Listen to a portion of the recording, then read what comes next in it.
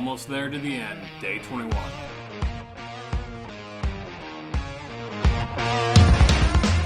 Welcome back to Barrels and Bark. I'm Zach. Thank you again for watching this video, wherever you may be. We are on a 24-day blind whiskey advent calendar. If you've been following along, thank you. If you're just joining us, glad you could jump on here. My wife has poured me 24 different samples from my collection of about 200 bottles.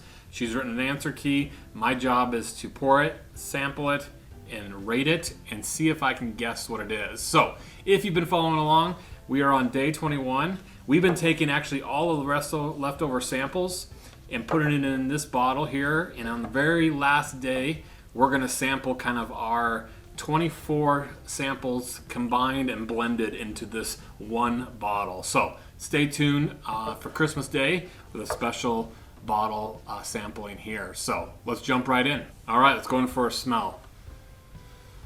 Oh wow, this has a lot of brown sugary sweetness, baked caramel, definitely has some oak, definitely is a fairly dark, actually, look at this, has some good oak. This definitely has kind of what you consider that traditional or cliche bourbon flavors, but it has a lot of that caramel sweetness, baked brown sugar, just that really nice dark smelling sweetness. Not a lot of spice, a little bit of oak. You can kind of smell a little bit of oak, but definitely just a lot of that brown sugar, baked caramel cookie kind of smell. It smells really good, almost like a desserty. Let's go in for a sip. Wow, really good. Okay, it carries over really well into the palate with a lot of that brown sugar. A little bit of chocolatey, caramel. Definitely get a lot more oak. This has an oak influence, so I'm wondering if there's some age on this just because of the oak influence, the barrel sweetness, bitter, kind of the tingle of that oak on the back end. Really good. Let's go in for another sip.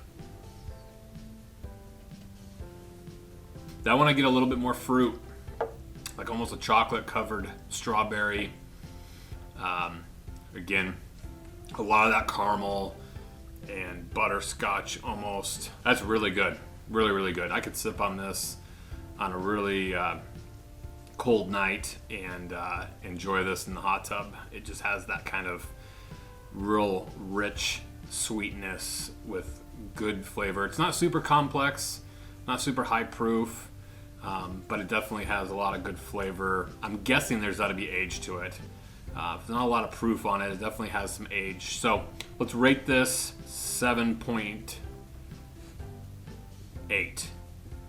I don't dock it a whole ton other than it could be a little bit more viscous. It could be a little higher proof, I think.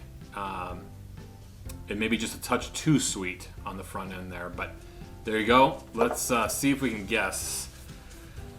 Initially, when I first started sipping, I almost thought kind of maybe the Widow's Jane 10-year. Let's go Widow's Jane. That might just be right in that line of Widow's Jane 10-year.